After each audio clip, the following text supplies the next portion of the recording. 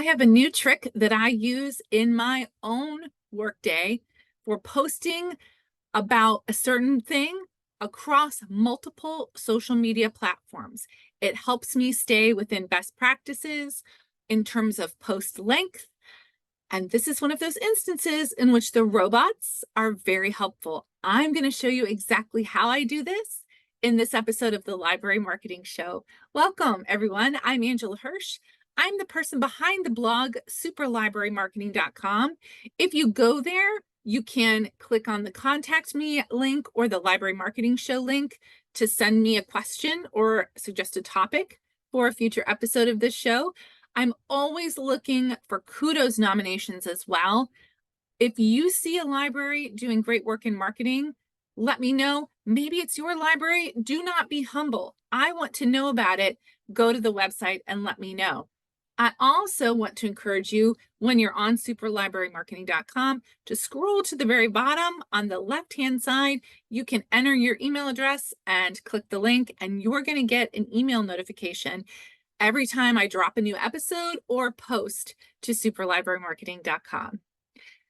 Let's get into today's topic, which is all about how to use ChatGPT to help you post to social media. I'm going to show you how I use ChatGPT to take a post and make it work for different social media platforms. Here's how I do it. Okay, so I'm on ChatGPT and I've typed the prompt in here already. You always want to start a prompt by letting ChatGPT know what position you are, or like setting them up to understand what role you're using for this request. So I'm saying I work in social media for a library, asked it to write a post about printing services. I put in a bunch of details about the printing service. So let's just see what ChatGPT does. One thing I'll note is this device, this AI, is always a good place to start, but it is never the finished product. So you can see it turned out a very long post with too many emojis, quite frankly. Sometimes emojis that seem to not really make sense, and hashtag suggestions that I don't think will be helpful for us in terms of organic reach. But we have a starting point. This can be very fun. So now what you're going to do is look up the optimal length for a post on whatever social media platform you want to use. Say it's Facebook. I looked this up before I recorded this. The optimal length, according to Facebook, for a post is about 55 characters. So we can ask ChatGPT, can you narrow this down for a 55 character media post? I can even tell it what platform I want to put it on. Let's see what it does. Okay, 55 characters right there. Again, not a finished product for me. For example, I don't think this hashtag will work very well on any social media platforms, but it's a good place to start. Now, let's say I want to do the same thing, but for LinkedIn, and LinkedIn's current text length best practice is about, I don't know, 250 characters. Okay, so we can ask it. I always think it.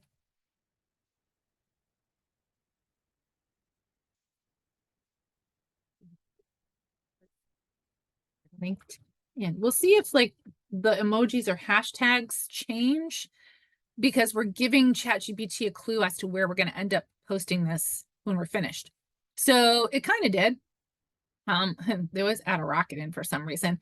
Again, some hashtags that I don't think are going to be very helpful on LinkedIn, but hey, you know, this efficiency boost thing, I don't know, that might be interesting. Or printing services, you could try it and then get rid of the other two.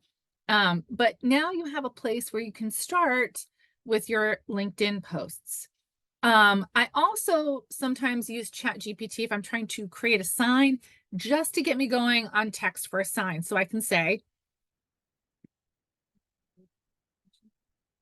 text and turn it into a copy appropriate for a sign to post in the library. You want to give it as much clue as possible about what you want to do.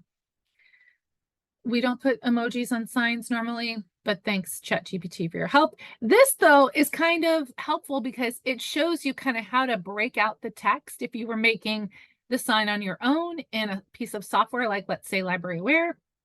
This is really helpful. It kind of outlines the way you want to do the layout. Again, you want to get rid of the emojis, and we don't do hashtags on printed signs, but at least it gives you a place from which to start. ChatGPT is really helpful for those tedious marketing tasks, like trying to figure out how to get a lot of information down into 250 characters for a social media post. What do you think of this technique? Have you tried it before? Has it worked for you? Are you thinking of trying ChatGPT? And another question I have, what other AI tools are out there that you use to help you on social media?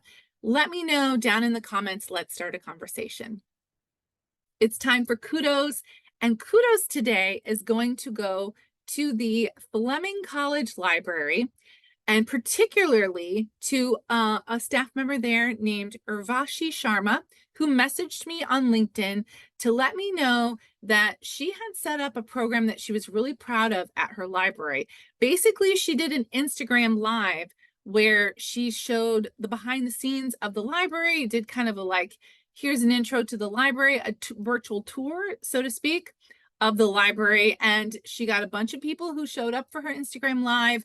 And she said, it's a great source of spreading information about the library. I discussed library resources and services, gave a virtual tour, did book recommendations, discussed genres of books in the library and upcoming events. That's an incredible, great idea. Her library actually promoted her Instagram Live right on their webpage. So I want to give kudos to Fleming Library and Urvashi Sharma. That's it for this episode of the Library Marketing Show. I have lots more tips on my channel for library marketing. If you are interested in learning more, click on this next video and I'll see you there.